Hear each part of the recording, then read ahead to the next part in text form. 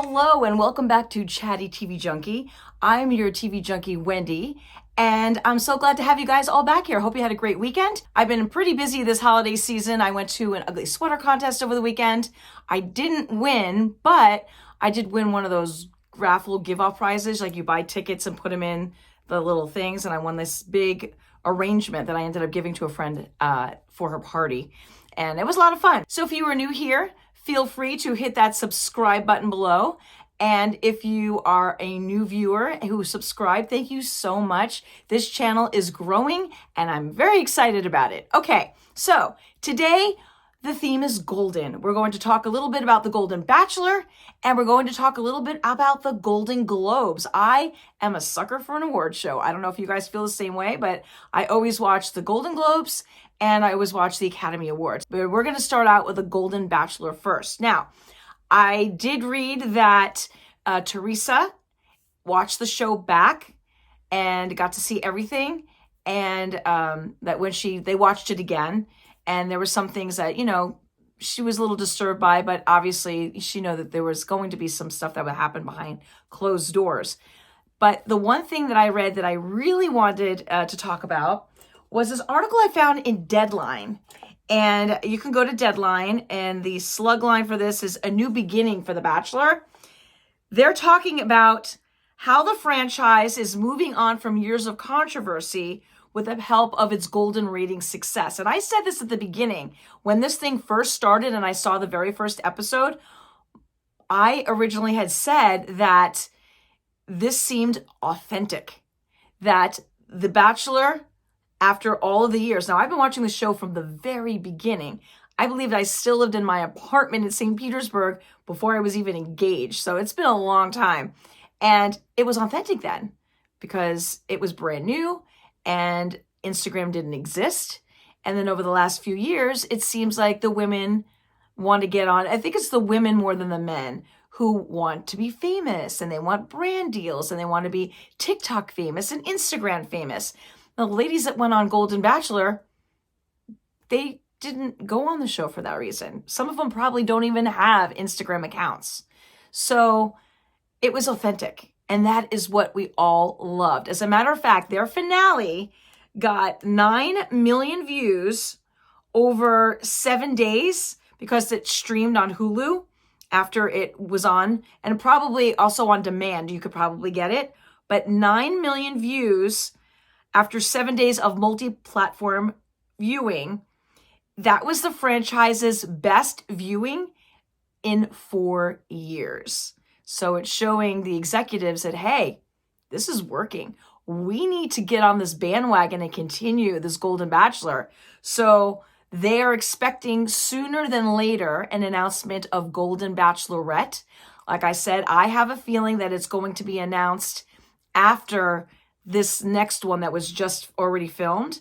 That has one of the younger guys. I forget his name, but he was from one of the other Bachelorette series. I think after the next Bachelor that we're going to have an announcement of the Golden Bachelorette. That's my opinion. And it says in this article they think sooner rather than later. But they're also talking about how they're thinking about, since the reason why this was so successful is because of the stories. The stories were authentic. And I love the quote from one of the Bachelor producers. He said that, quote, "Audiences are smart and sophisticated, and they can smell BS." And that's so true. When the other kids are on, and you can tell that they're not there for love, and they're just screwing around, or they're there to party, you can tell. So sophisticated people, or most people, can sniff out the BS.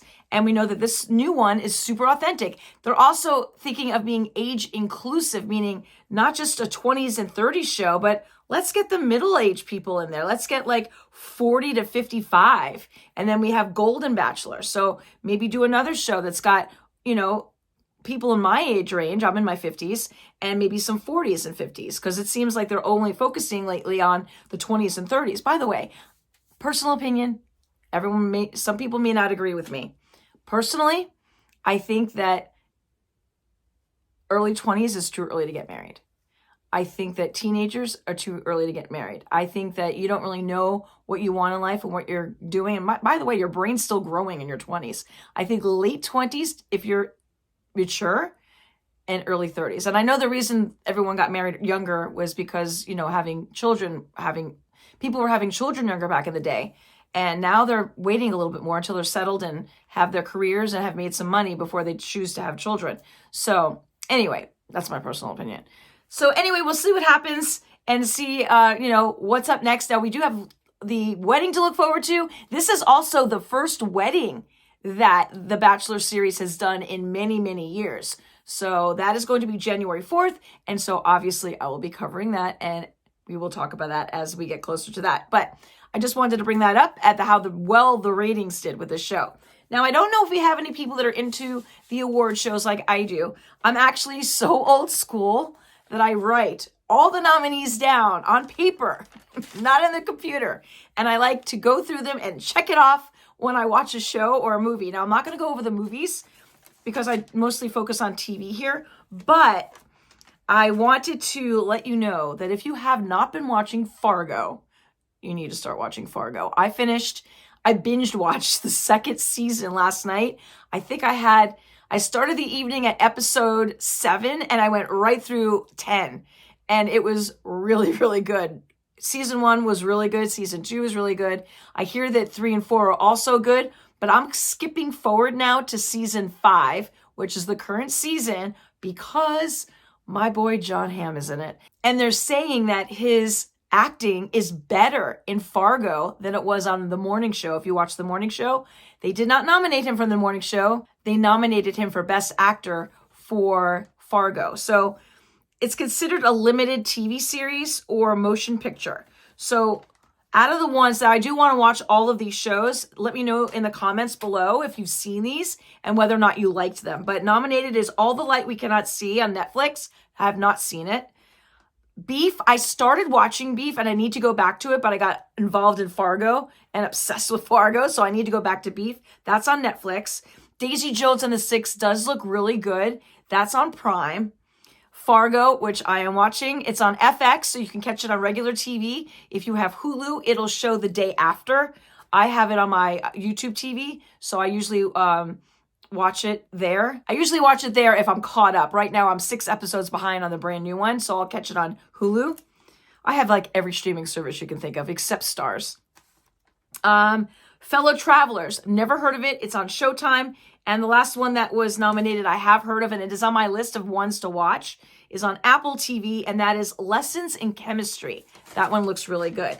So then there are 2 more shows where they weren't nominated for the best show for the limited TV series, but 2 of the actresses were nominated. And that was Elizabeth Olsen for Life and Death. That's on HBO Max.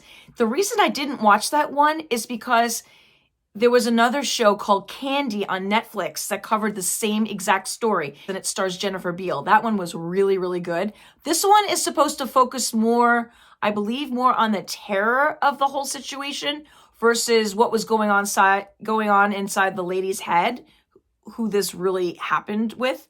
So I definitely want to watch that one. So that's now on my list. And the other one that didn't get nominated for show, but the actress got nominated, is Rachel, I don't know how to say her last name, Weisz. And that was for Dead Ringers. Apparently there was a movie years ago called Dead Ringers. I never saw it, but that show was on Amazon Prime. So on all the other ones that are listed for nominations from the actors and actresses have been are on that list of shows, except for Woody Harrelson, White House Plumbers. My husband and I tried to watch it, and I think we got bored, so we didn't finish it. And there's some people that said he was good, but he wasn't great.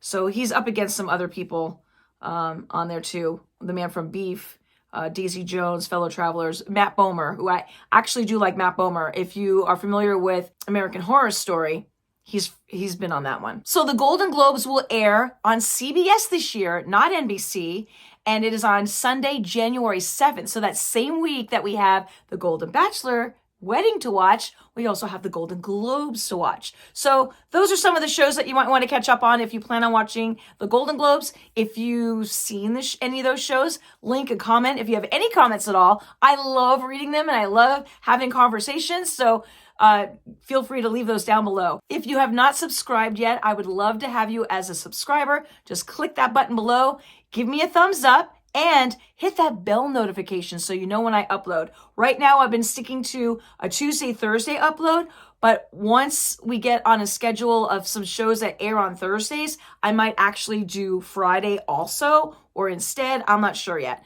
But for right now, it's Tuesdays and Thursdays, as long as I don't go away. So I've been sticking to that schedule as much as possible. So that is it for today. So thank you for tuning into the Chatty TV Junkie, and I will see you on Thursday.